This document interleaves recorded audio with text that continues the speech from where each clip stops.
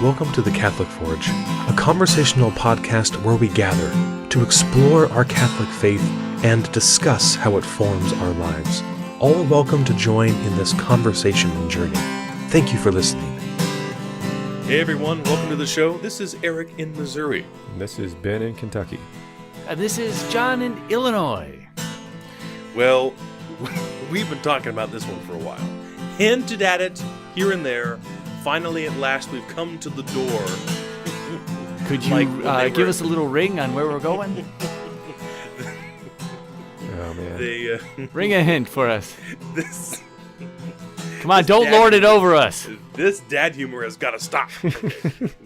Yeah, we're at the door like they are before they enter the mines of Moria. Speak, friend, and enter. And Lord of the Rings, and we've been talking about it. We talk about it a lot because it just permeates everything. It's like sand; it gets everywhere, right, John? From the prequels. Star Wars? Absolutely.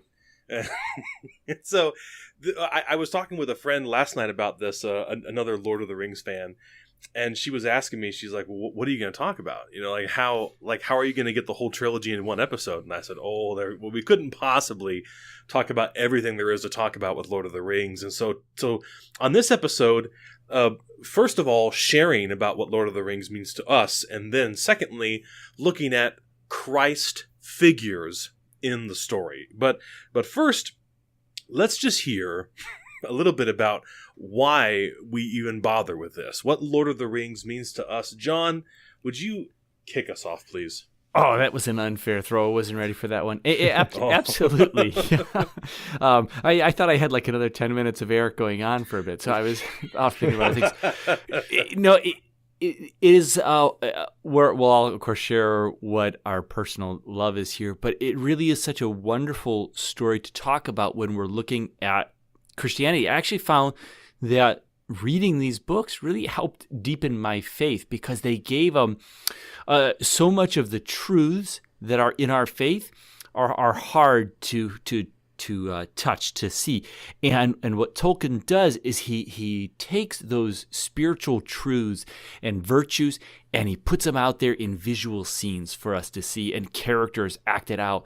And what we also see is such a beautiful image of good and evil, and it's so much more appropriate. And I think that this is what's so helpful with the Christ stuff, is particularly the image of evil. Here you have this creation, and creation is good, and evil is parasitic on good. Evil is the absence of good, and all that evil can do is actually detract. Now, that's from good. And so this is important in that they're not equally good. There isn't good and evil in this binary struggle where they're both kind of co-powerful things. There is only love, and then there's the lack of love. And love is all that really exists, whereas evil is the privation, the lack of this good thing. And that when I remember, especially after then watching the films, which gave it a whole new light after having read it, watching and seeing Sauron's going to have his armies march all over the world. He doesn't want money. He doesn't want power. He does want power, but he doesn't want money. He doesn't want to be the top. He just wants to plunge life into darkness. And that's such an incredible image of evil. And that really sets the stage for a heroic Christ-like figure. And so that this really lends itself to it. So is that what we were angling for from me in that first section? Yeah. So you, just to go back quickly, just for some lore, you read the books first. Yeah, as a child, and so well, let me tell. I'll jump into the next section. Yeah, just the trilogy, Silmarillion, Hobbit, like everything, or what we ended up doing is my sister, actually, really before I could probably read, just as my sister was learning to read, somebody gave us a copy of The Hobbit, and she read The Hobbit to me, and I can actually remember that she had a little trundle bed she'd pull out from under hers, and I'd lay on it and I'd listen to her, and she'd read this story. And so that's where our love of Lord of the Rings we came from, and I just fell in love with this character of Bilbo. And I must say, I was quite upset when we began reading Lord of the Rings that Bilbo was a pretty minor character. It was heartbreaking. Sure, yeah. But I quickly got over that, and so that's how we read through it. So my first reading was actually as a very young child, and starting with my sister, and then kind of a joint reading thing where we went through. And so, and then of course, when Peter Jackson came out and gave us just this awesome rendition, mostly awesome rendition in the big theater. What about you guys? Well, jumping off what you're just talking about, I did not.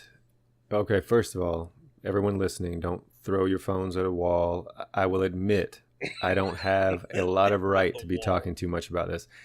I've never even read Return of the King.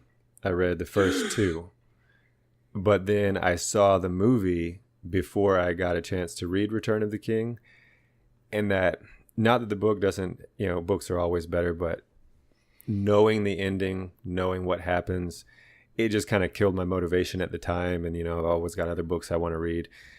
And I never got around to it. I will. I'm going to get back to it. I'm going to read it. It's a complete alternate ending in the book. Nothing happens. Superman comes in. There's even a Death Star. Superman. So, I feel a lot of shame about that. I've never even read the third one, and I didn't read them young at all.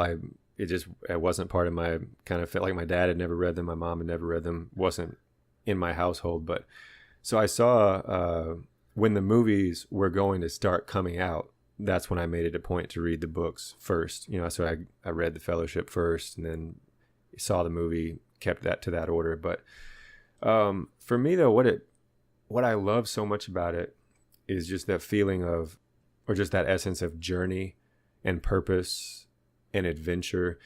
And it's kind of like Tolkien took the entirety of our cosmic reality, that we are all on a journey and we're all in an adventure, and he just put it down at, like under a microscope, and he's got it so perfectly laid out and detailed in this story that you can really see on a mythical, fictional scale, you can see the reality of our lives and our battles played out. It's so epic, characters. I think. Yeah, epic. Epic gets thrown around a lot. We have an epic deli here, but this is, and it is pretty epic. But this is epic. It really is awesome. Such a universe that we get to delve into. Yeah, and that's the magic that catches me, is just how some of these characters, they're just average nobodies, basically, take part in this huge adventure, and I think there's a lot of truth there for every Christian, that we might feel like an average nobody, but we are every day taking part in a huge adventure. Eric? Agreed. My story with the story is somewhat comparable to yours, in that I knew very little about Lord of the Rings before the films came out. I was aware of it, but hadn't read it. I mean, knew just a bit about The Hobbit, just kind of... It makes me feel bad. I knew enough to be dangerous with. And then the movies came out, and I remember I was talking with my friend Aaron about it, and he was showing me... He had a set of the books, the trilogy, and he was showing me the cover art, and like, this is this guy, and this is this guy, and he was telling me about the characters, and I was like, oh, this is cool. And then A Fellowship of the Ring came out, and I don't know how many times I saw it. A lot of times. And I must have been talking it up because my mom went out and got me the trilogy. And it's the very same set that I have here in my hands, so thank you, Mom. And once again, I'm just not good at receiving gifts, and so I think in the moment I was less grateful than I should have been for her giving me such a handsome gift to get a lovely trilogy there. And for such a treasure. And what I like about it is that they came out after the first movie, so and they've so incorporated all the pictures. Art, yeah, but all the cover art is from the first film, not the other films, and so you just kind of have to make believe, even though of course they filmed the three movies at the same time, more or less. And so, that's right. So then I delved into it though, and was just awakened to it. Granted, and some people are right. I remember, for example, my friend Kier calling it "Bored of the Rings." Sure. How dare she? It just he. Oh, he! How dare he? He just it didn't resonate with him. And then another friend called it a glorious hiking guide to Middle Earth. Because Tolkien does go on and on about the sunlight on the hills, a lot of detail, and it is dense reading, right? It's a lot of text. Just the trilogy itself, much less The Hobbit or the Silmarillion or the Unfinished Tales or any of this, all the other... Or the letters or correspondence, yeah. There's so much. I mean, there's so much more around the story. And then I got to know more about Tolkien himself, and especially his relationship to C.S. Lewis, and learned more of the comparison between Lord of the Rings and the Chronicles of Narnia. And I know that we're going to talk about it in this episode, but that is where I think part of my appreciation came to life, is that Tolkien never goes all the way, and Lewis went all the way in giving us Jesus in the form of Aslan, right? Yeah. I mean, it's unquestionable. Like he doesn't hide it. And we know historically, not only from firsthand accounts from the Inklings meetings, but from their correspondence, that Tolkien hated this. He despised this because he felt that it was like talking down to children, like they couldn't think for themselves. And there's something so beautiful about that in The Lord of the Rings, Tolkien gives us the whole picture of Christianity, the whole picture of salvation, but never to the furthest degree. And I would say, this is my personal opinion, I don't know that he felt this way, but I'm just personally saying that I think he knew that the Spirit would carry people forward, because the work is so grounded in biblical tradition and church tradition to some degree, being such a faithful Catholic, but he never takes you all the way. And so while Aslan is priest, prophet, king, lamb, and sacrifice, we see all those things in Lord of the Rings, but they're scattered amongst a variety of people and situations. And so digging through the text and finding stuff like that became a real treat. Like you find a little part of a story and be like, this is like this, and you can go back, like John mentioned, the letters, like he wrote a ton, and you can look through that and you can see more of his reasoning for why this is this way and that's that way. Not to mention, and I'll kind of stop here, but not to mention the world building that he wrote, 4? I know someone out there is going to know better than me, but he wrote 3 or 4 complete languages for it. And I think there are a total of 8 languages in the book. Granted, like a Sindarin, which I just know just enough to be dangerous with, and not actually know the language, but know about the language. It really isn't functional for contemporary English, but there's a lot there. So, I mean, I wish I had brushed up on it more, but the years and years he spent, he agonized over it. Like composing a symphony. I mean, just the attention to detail. Yeah. The sheer level of excellence, and of course, last note is that this text is the gateway through which almost all of our modern fantasy has come to us. However, it's departed in some of those key places. There's divine providence going on throughout Lord of the Rings, and in so many of our other fantasies now, there is not that providence, Right. And then also, of course, the image of evil is lost, and we also get a binary. There is a co-equal evil so often. Yeah. So I really feel like those that have mocked or tried to mirror it, they've missed some of the real key elements. And going to what you're saying there, and this is a bit aside from our study, it's often said how much that Tolkien despised allegory, and that was one of his issues with the Narnia Chronicles. Is it just was too much of an allegory, right? It just was just the opposite. It's the same story, just told differently, and that's where the place of myth and mythology came in for him.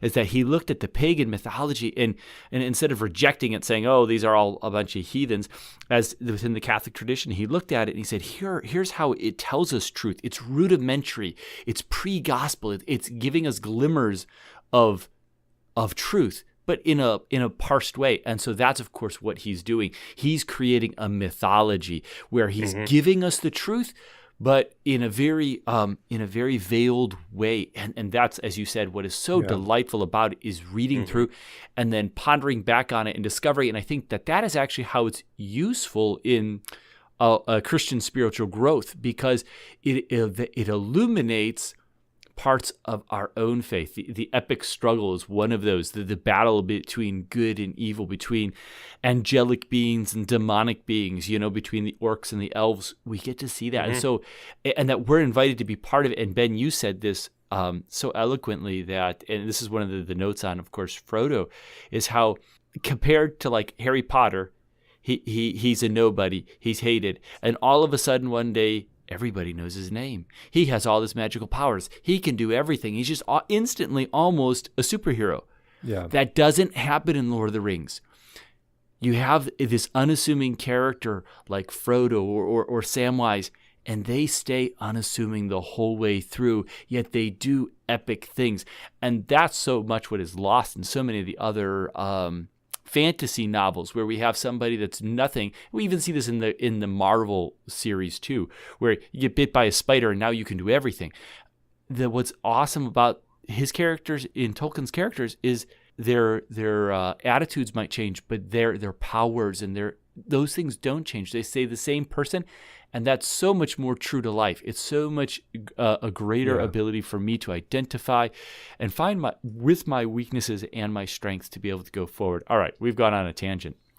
Well, no, I love that, because doesn't that speak to the very best of art? Yes. That you look into it and you see yourself. Yes. You know, and this is the divide between Tolkien and Lewis. Like, Tolkien could never have written an apologetic piece like Lewis did in Mere Christianity, and vice versa. Great as his fantasy was, Lewis couldn't have written the person, the self, into a fantasy piece like Tolkien did in Lord of the Rings.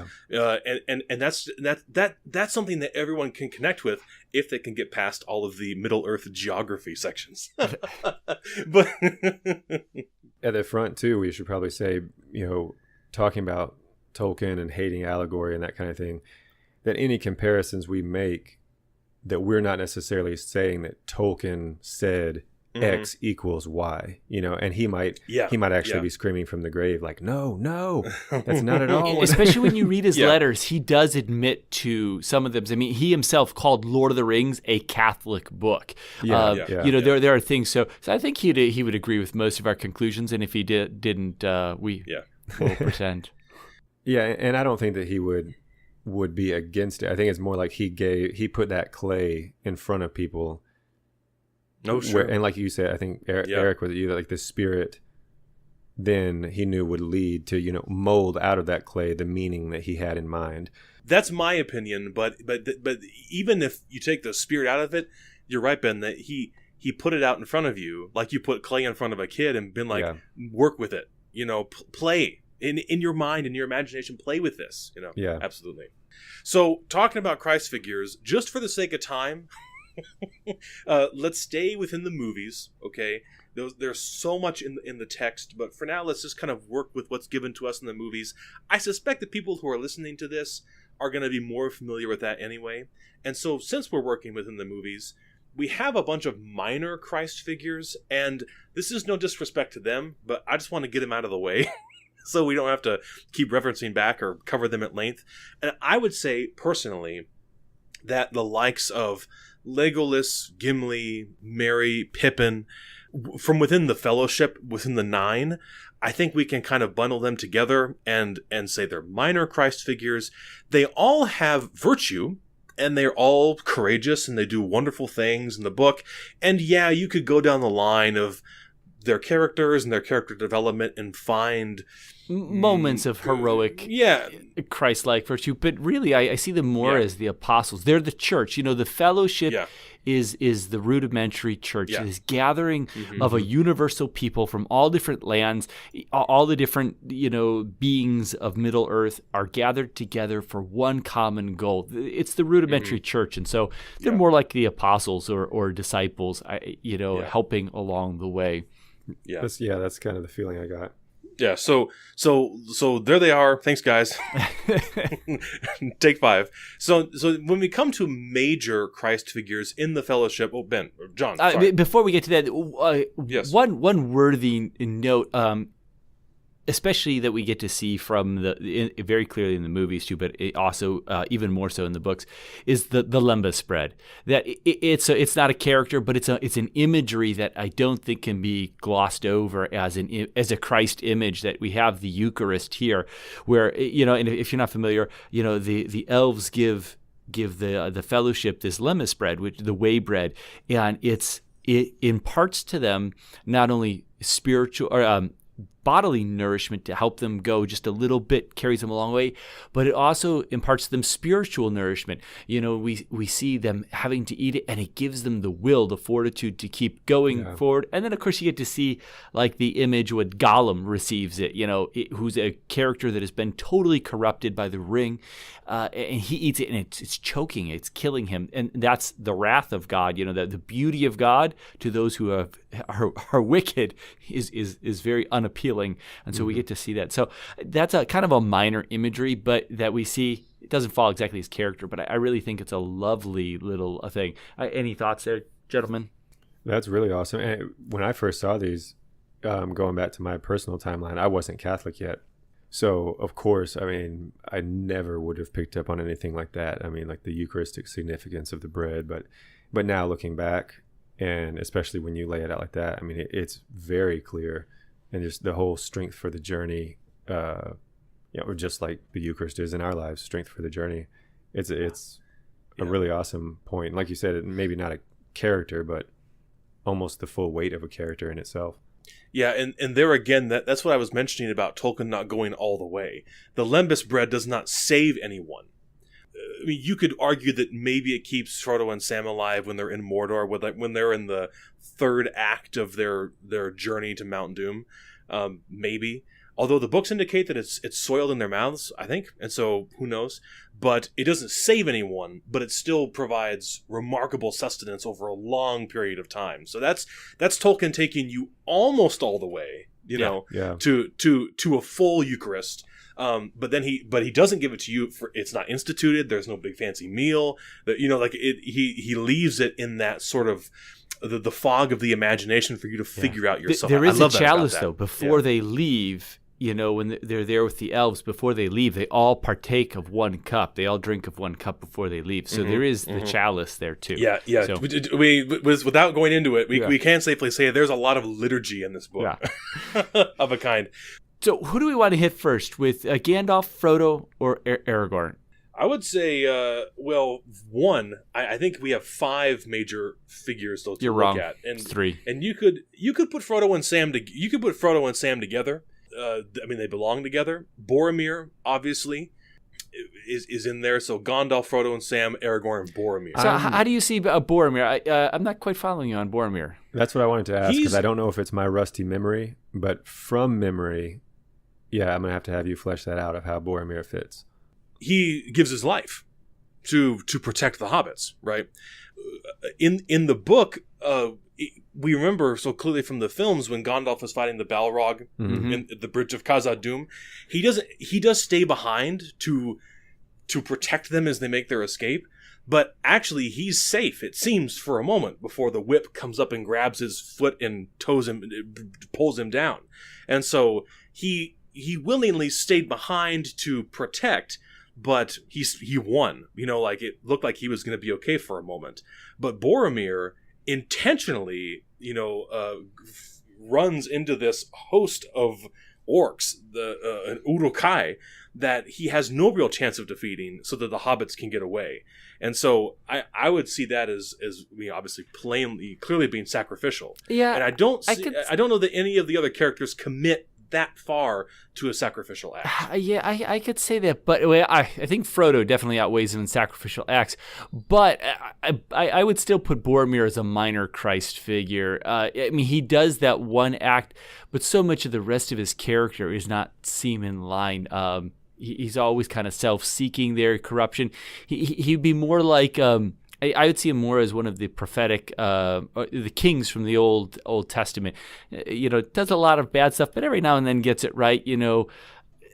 I have trouble claiming him as a Christ figure. I can see he does a Christ-like action, but you could be entitled to your wrong opinion. I would disagree, but I know you do. That he's a minor figure. He's not a minor figure, but he's a minor Christ figure. Oh, no, that's what I meant as a minor Christ figure. I would disagree with that, but I think that you're well founded. Yeah. But you also want to throw Sam out too? Sam is more of Simon the Cyrenian. He helps Christ carry the cross, and we see him helping Frodo carry the burden of that cross. And also, of course, that's an invitation to us as Catholics. That we're called to suffer with Christ. So I really see him more as that supportive. Stay awake and pray with me. Christ is petitioning our help to be there. Simon the Cyrenian is called in, and I really see Sam more filling that role. It doesn't mean he doesn't have Christ-like attributes. Just like in Scripture, we would see the apostles do noble and heroic things and go off to martyrdom too, but I still wouldn't call them Christ-like figures in the same sense. What would be your... he does help carry the weight, but I just see that as more of that Simon the Cyrenian helping to carry the cross. Yeah, especially in Return of the King, when they're at Mount Doom and like that final leg of the journey, I think he even says something exactly like that, like, I'm going to help you carry this, because Frodo's just so wasted. I mean, the ring's got such a hold of him at that point that he's not able to, he's no longer able to do it on his own. So yeah, I get where you're coming from on that, the Simon angle on it. Yeah, I mean, obviously from the account of Scripture, Simon is pressed into service, but Sam goes willingly. Well, remember, as you've said repeatedly, Tolkien isn't giving it to us exactly. Well, no, but that is exact. I mean, Sam volunteers to go. Simon is pressed into service against his will, and so I don't see that as a note for note equation. One being the other, but I would recognize exactly those things that you said about Sam, just remarkable long-suffering and that sense of companionship. So maybe he doesn't necessarily fit into any of those kind of notches of Jesus' priest, prophet, king, but yet I think that he reveals another side of the Christ figure, that shepherd, pastor. There, I think you have something with that. Yeah.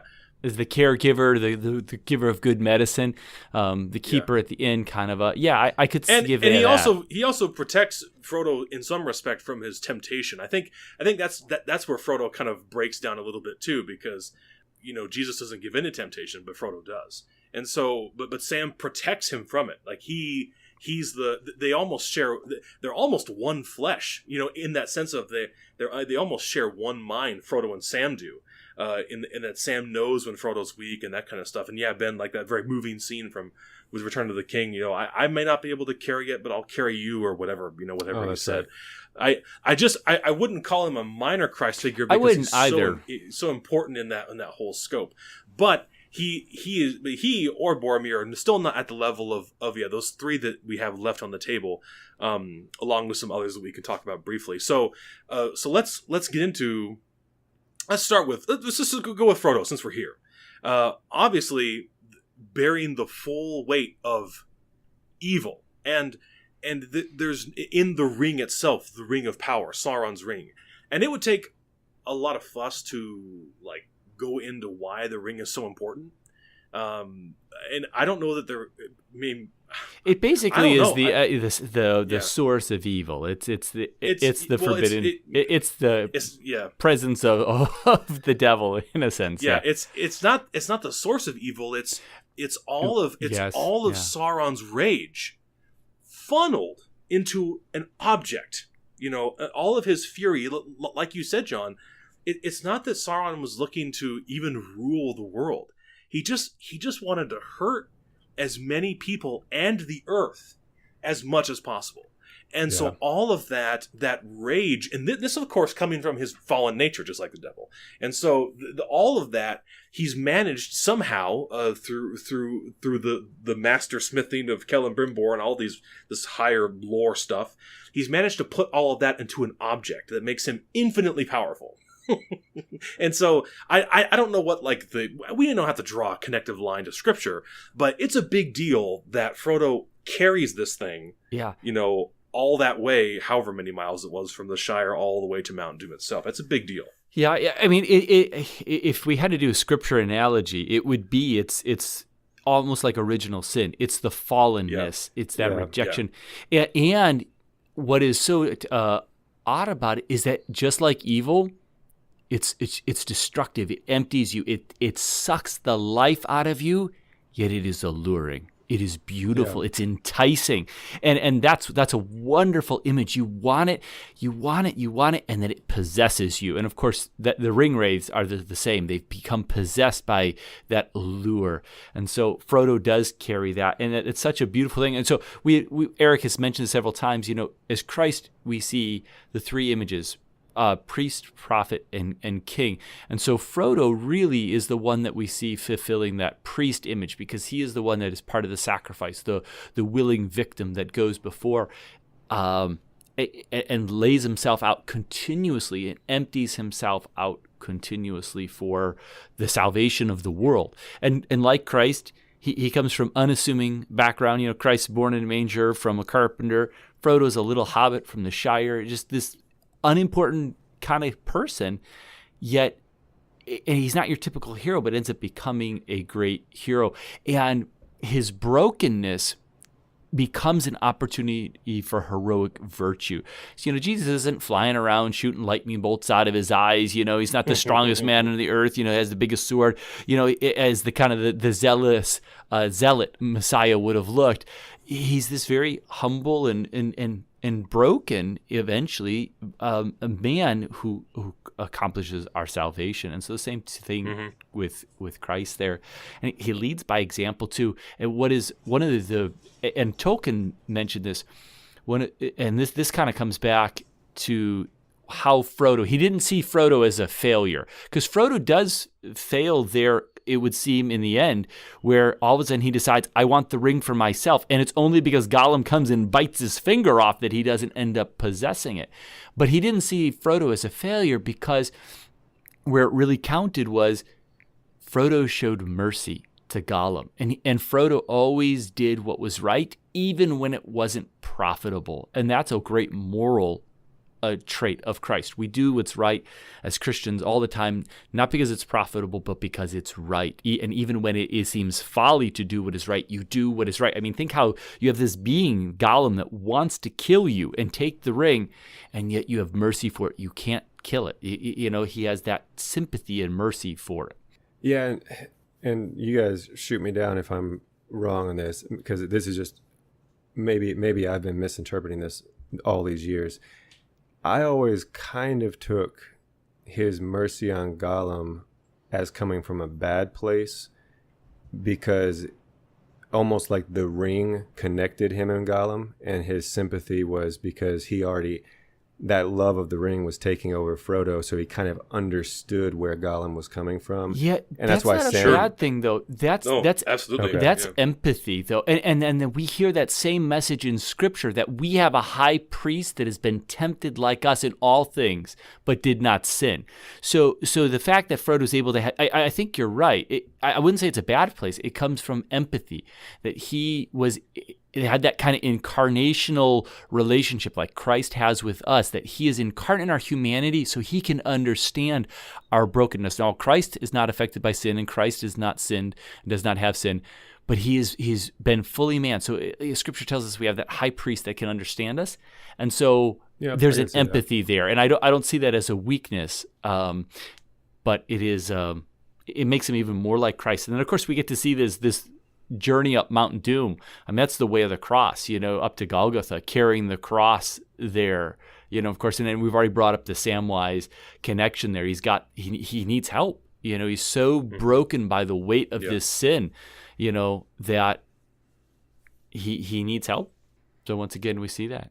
And of course, as we've already mentioned all the time, none of these are perfect analogies of Christ, because Frodo does fail, to a degree there in the end.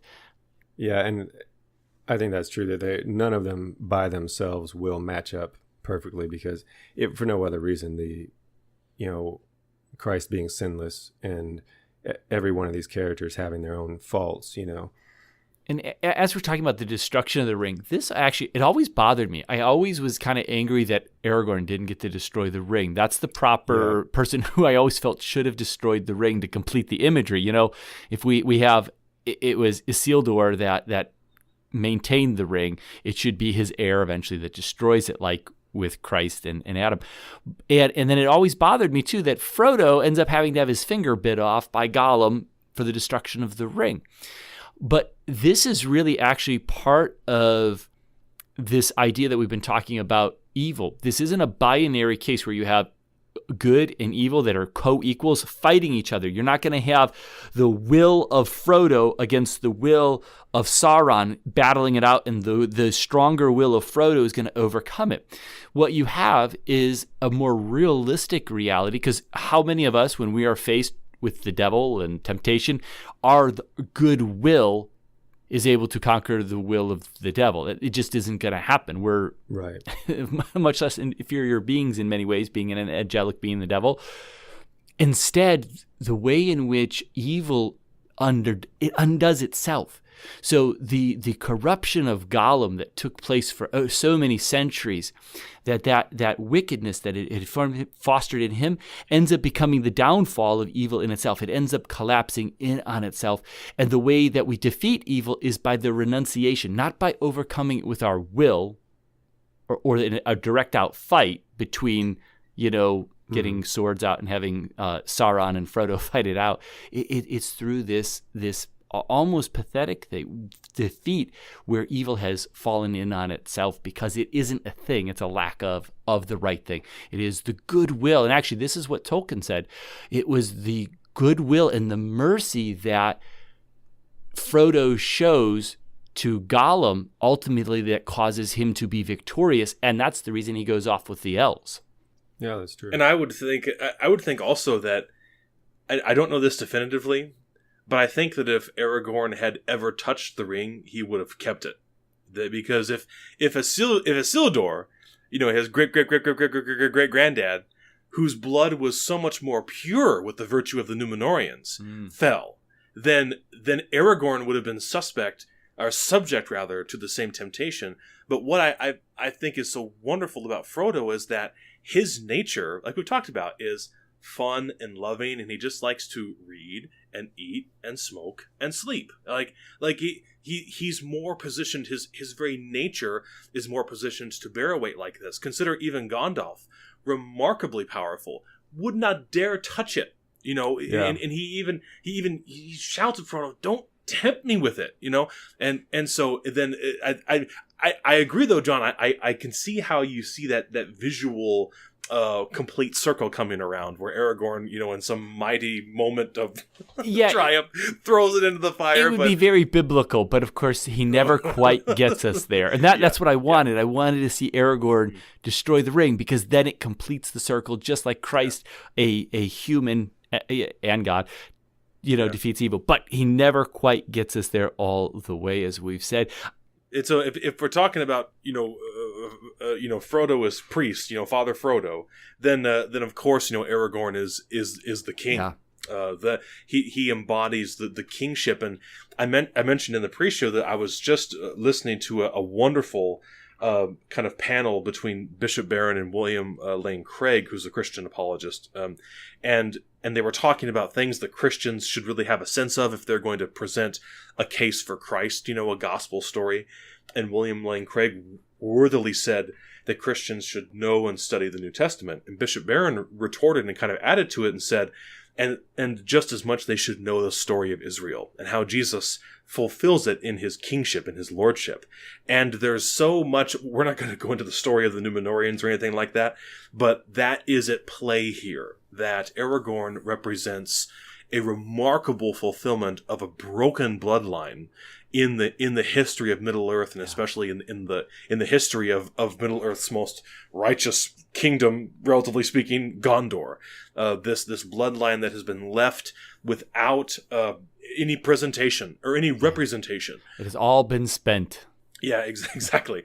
And then Aragorn returns to take back what is rightfully his and his people. It's such a powerful sort of realizing of that kingship of Jesus. It's very messianic, because and it works on both levels. Whereas the Númenóreans are kind of like the Jewish people awaiting their king, right? And so Christ being the Messiah, it's very Messiah-like. But also, us as Christians, we're awaiting the return of the King too, in the second coming. So it's got nice, lovely layers in there. And going back to all three of the figures do self-sacrifice. Frodo throughout his entire journey is pouring himself out, and each one of them have this near death or kind of a death and resurrection thing that we see. And so for Aragorn, he goes over that cliff and into the waters, and he's basically dead. Each one has a little bit of a death and resurrection. But I wanted to touch on what you'd said. When it's curious that you say you think Aragorn would have been corrupted by the ring. I hate to think that, but you're probably right. You're probably right. And he refuses to touch it. And so, he allows Frodo to maintain it, but he himself never comes in contact with it. And I think that's, and Gandalf too, he says the evil that it would rot through me. I'm such a powerful being. If I were to be possessed by the ring, the evil that it would bring to the world. Both of those figures know temptation, and they flee that. And we see that for both of them is a very Christ-like thing too. We see Christ, and we see a temptation too. I'm jumbling us all together now, but we see these temptations that come just as Christ is tempted, by the devil in the wilderness, but resists it. He won't even encounter. I'm not going to sample. Well, let's see what a little bit of sin tastes like. Nope, he won't even touch the ring. And both of them are resistant to that. And I think that's a well-said point, but I hate the idea that he would have been corrupted. I thought the same thing when you said that, Eric. Sure. I was like, oh, not Aragorn. But then, as you were talking, I thought, no, because it was the hearts of men that were the problem. I mean, it lays that out. Mm-hmm. That it was humans that, were the issue, that couldn't handle that power.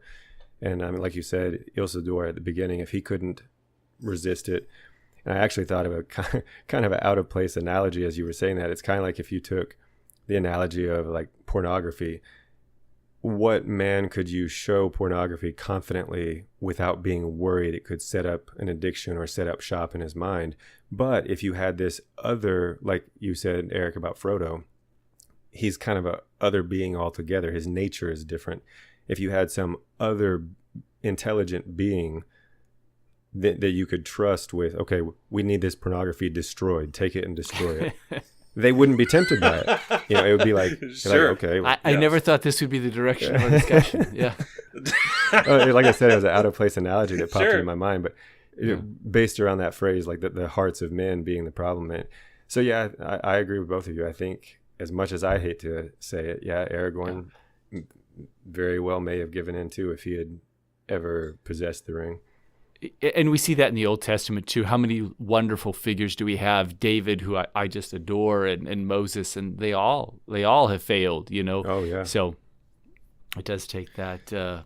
David's got a laundry list. yeah. You could say that. I was looking here. I just paging through the book. There was a scene from Return of the King in the Battle of Pelennor Fields, and I'm not going to. I can only half talk when I'm trying to skim over the text, but after the battle, Aragorn wants to go into the city, and they're urging him to take up the banner of the king. It's not my time yet. Yep. It's not in the movie at all. It's kind of in the movie because at the end of the movie, at the coronation scene, the banner that Arwen is carrying, that's the banner in the book. And they bring him the banner that Arwen made for him, the banner of the king. And then he's like, nope, I just want to go up into the houses of healing and tend to the wounded.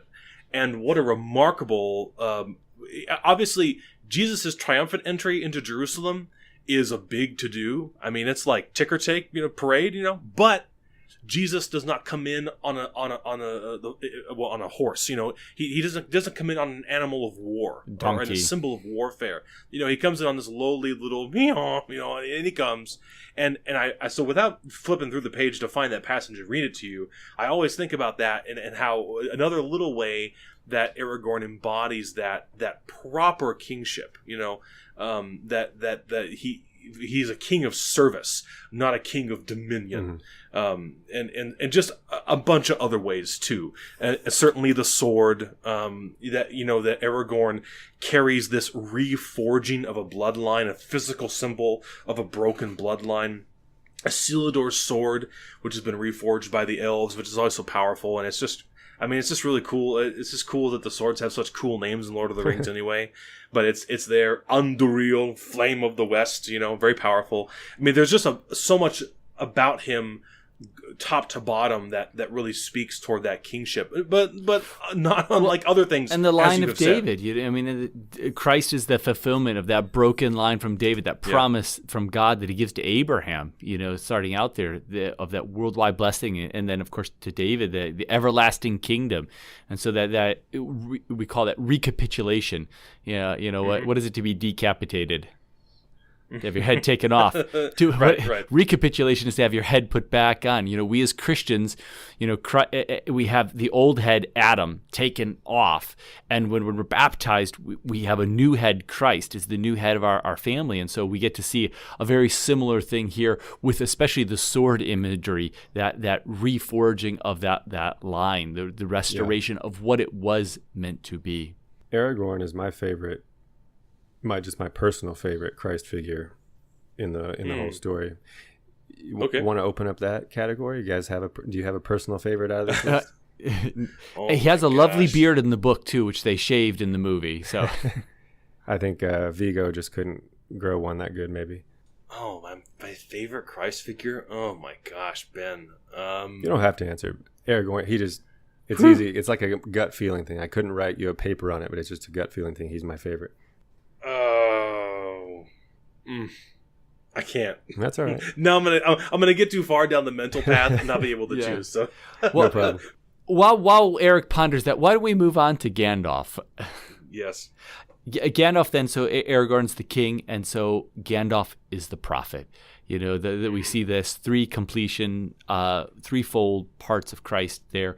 And there's a lot to speak about to Gandalf. Once again, we have him doing this self-sacrifice there, fighting the Balrog and stopping evil, and he pours out his life doing that. And so in his death, he defeats the Balrog, just as Christ, through his death, defeats the devil. And he sacrifices himself for the fellowship, which Christ, of course, sacrifices himself for the church. And so we get to see that. And then when he comes back, after his resurrection, which isn't exactly a resurrection, but it's very much like he comes back white and, full of light and almost kind of transcendent, like we see Christ come back, with a glorified body. And one of the lines that he says is, when they first see him in the forest, they think that it's Saruman. And they're like, nope, I am what Saruman should have been. And so we get to see, once again, that kind of image, like Christ is what Adam should have been. Adam should have been totally for God in the garden, but he doesn't. He rejects him. And so Christ is the fulfillment of what humanity was supposed to be. So we have Gandalf being the fulfillment of what that race of wizards was meant to be. So we see that perfection there. And we also see a temptation too. Like Saruman right there in their battle, he's tempting Gandalf to come over to my side. You'll have power and all kinds of glory. And Gandalf refutes him, and says, this is folly. So he knows Sauron will not share power. So we see that temptation just like Christ is. And then one of the most curious ones too, that in doing a little research, was the idea of Gandalf being very Pope-like, that he's the leader of all of the free people, not in a king role, but as a spiritual leader. He's kind of the leader, and he stands up and defends all of the good people and different races in Middle Earth. Kind of a cool imagery there. Yeah, that is his sole job, is to protect people, to help people. That's and of course, like in the Lord of the Rings lore, you have the other, like Radagast, who kind of he just goes very off. Much he just becomes more of a naturalist and that, and then you have the blue wizards, go to the east, very mysterious. No one's really sure what's up with them.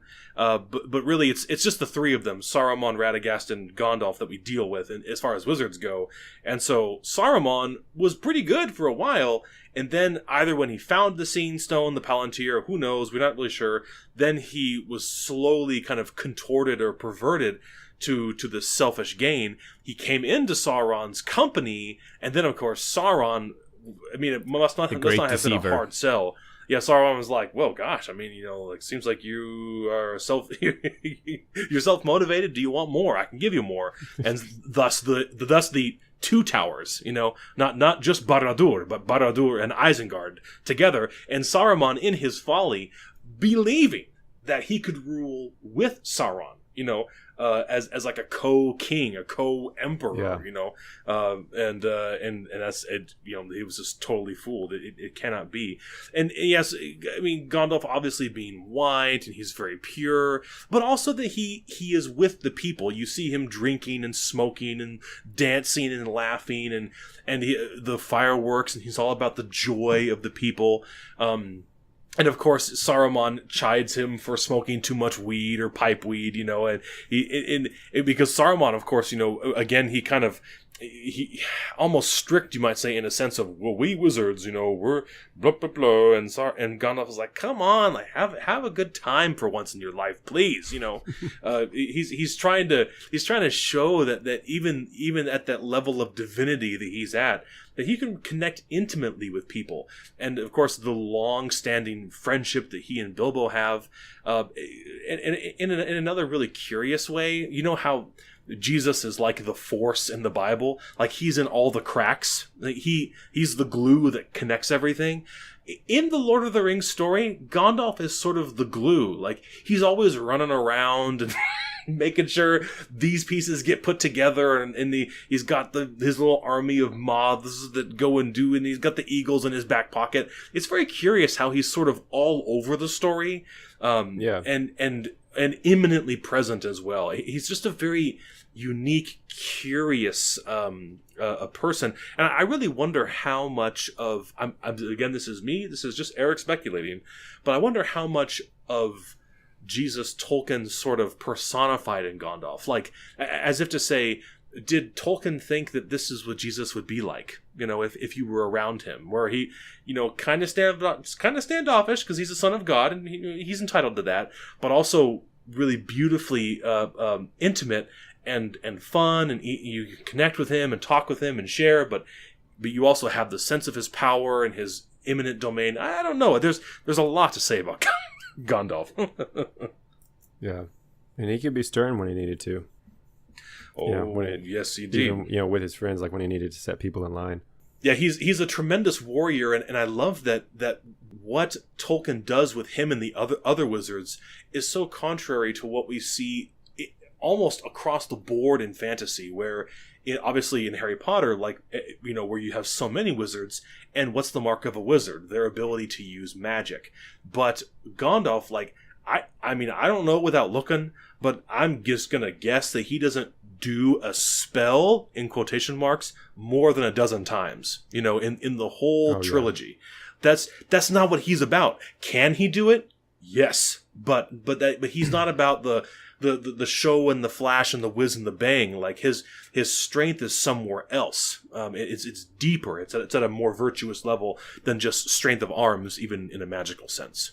One thing that all wizards do have in common, though, none of them own fingernail clippers. Have you noticed that? No matter what story you're talking about. Yeah. That side note. I mean, that's. Now that you say it, I'm not going to be able to stop thinking about it. So thanks a lot. A note on this too. I have had some friends that are really appalled. Harry Potter and Lord of the Rings and all of these movies about magic and wizards and stuff like that. They're right up there with devil worshipping and in pagan worship and witchcraft, and there's something that's very unique, and I don't subscribe to that, but to say something to that effect, what is something that is unique in the Lord of the Rings is that is the nature. There are different beings, wizards and elves and dwarves and hobbits, and they all have a different nature. And as long as you operate within your nature, you don't have the fall. You don't have a folly. It's when beings like humans or hobbits try to wield magic, which is beyond their nature, that they get into trouble, that it brings folly upon them. And so for a being like Gandalf to use magic, or the elves, which are the angelic beings, to use magic, that's within their proper nature. And so it's not something that's opposed, whereas in a lot of other magic stories, you've got human beings which do not have that gift by nature. And so that would be kind of a difference. So if somebody's out there that's kind of hesitant, one thing, of course, is always to understand that it is fantasy, and that even a wonderful book like Lord of the Rings could be misunderstood as an invitation into the occult or into magic, but all you have to do is look at what happens when you use magic like the ring. It never ends up up well, you becoming a shrivel, hollow version of a person, and you spend the rest of your life in a horrible, ghostly state chasing after evil. So yeah, I like that a lot. I don't think they really went into it in Stranger Things, or was Stranger Things too early on? But I remember when playing D&D was like risky for a Christian. Like you had to be underground if you were going to play D&D and go to youth group. Do you know what I mean?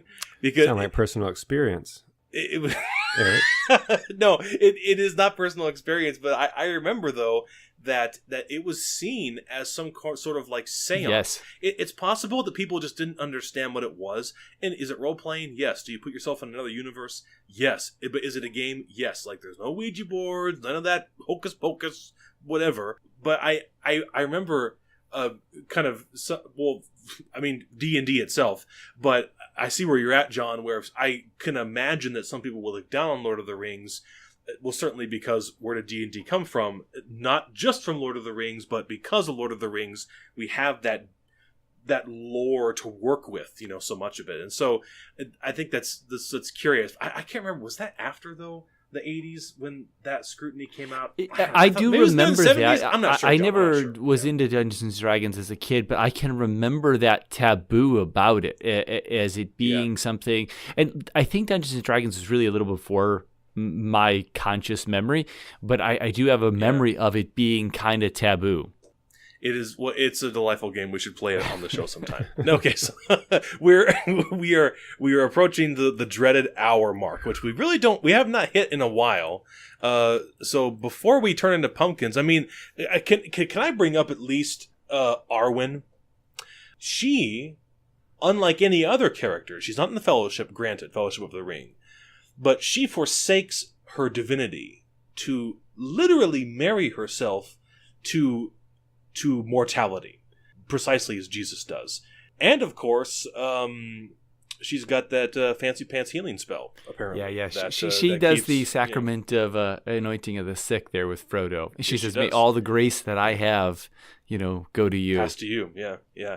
So even though she's like, maybe she's not minor or major, but because she's the only character, to my brief knowledge in the story, that leaves her nature to become mortal, I think she's noteworthy in that respect. Yeah, good point. And any thoughts on Lady Galadriel?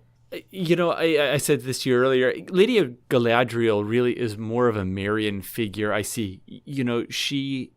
She's an interceder. She intercedes on behalf of them, and we see Frodo and them calling out to her. She's the light in the darkness for them, when they're there up in the mountains, So, but she's not the source of light. She only points to it. So she's very Marian in that sense. She also gives them a number of spiritual gifts and things that go out on the, I said this earlier that would be in the pre-show, like there are 7 gifts that they receive, and they're very sacramental. They're not just symbols of our faith. They actually are effective gifts that they get when they go out. So she definitely has a special, unique place, but I think she's for exploration in another podcast. Maybe. And then I would just bring up, just at the very end from my end, without going into more imagery, which you can save, or when we come back to it to talk about it again, but certainly we kind of mentioned him. And was Ben, did you say, or John, about Bilbo? and how little of a role he had in the trilogy. Yeah, John did. Who was that? Yeah, comparatively John, to was The it Hobbit, you? yeah. Yeah, well, certainly. Bilbo and Frodo are not the same, but they share a lot of the same character DNA, right? And I think that's noteworthy, and it's especially noteworthy. So maybe it's John the Baptist. The Forerunner? I don't know. Possibly. We didn't get into heaven a lot, but Bilbo goes there. And it's a short list of people who get to go into the West, by the way. And so, by virtue of 144,000. Not in Middle Earth, it's like 9. He doesn't give us exact numbers, right? No, yeah, but Bilbo carries the ring. You know, he's one of the first. I mean, well, ostensibly he's the third ring bearer. It's Isildur, and then Gollum, and then it sits under Smaug somewhere. And then, I'm sorry. It's in the river for a long time. I was thinking of the Arkenstone, which is not even in the book. I'm sorry, forgive me. The Heart of the Mountain. No. So it's Isildur in the river. Gollum, Smeagol finds it, and then Bilbo. So he's the third ring bearer, or the fourth. Besides Sauron, excuse me. The fifth, if you believe in the video game Shadow of Mordor or Shadow of War, then Kellen Brimbor was the first. I can't go on. You got to stop. But, I don't know what you're talking about. But don't worry about it. But anyway, so he wears the ring, and he faces a lot of that. And it's curious that, I mean, he keeps this thing in his house. It's like keeping an ICBM missile under your bed. It'd be like, just don't bother with that. It's never going to hurt anyone if we just leave it totally alone and don't tell anyone about it. But he doesn't even like warn Frodo, like, by the way, if you ever happen to like slip and fall and you put the ring on accidentally, this is what's going to happen. Yeah. Of course they didn't tell him he didn't want to be tempted, but it's curious that he never even remarked on that to Frodo at all. But he didn't know what to do with and it. That's part of the shame of evil there. We've opened up a whole other can of worms there. There's a little bit of a shame there, like that comes when you access evil, going back to, Ben's analogy, the pornography, like he's not going to quite say, hey, here's what's going to happen when you open this up. It's a little dangerous. It's a little risky. He doesn't want to quite talk about it. And he's of course hesitant to leave it behind. But then in the end, when he does, he's so free. As you see him walking out. And then Peter Jackson did a wonderful job of that. They drop the ring and so much weight falls on the ground. And he leaves and he's finally freed, and he goes off joyful with the song in his heart again. And of course, that's how it is when we go to confession. Throw down all of our little rings. We walk out, that weight just falls to the ground, and that great thud when that ring hits the ground, and we're free. Closing remarks for now, fellas? Let us know what other elements you'd like to hear about. There are so many things we could dive into, this analogy between the angels and the orcs and demons. And there's so many other things that we could explore and expand upon as we go into Lord of the Rings. Tell us out there what you want to hear about, and we will make up stuff to fill in the void. In the comment section, do respond. Ben, you got a nightcap here? No, nothing from me. All right. Well, it's just wonderful. I think it's just a lot of fun when we can talk about these things that we all appreciate and love, maybe on even different levels, but that we all kind of hold up to that higher position.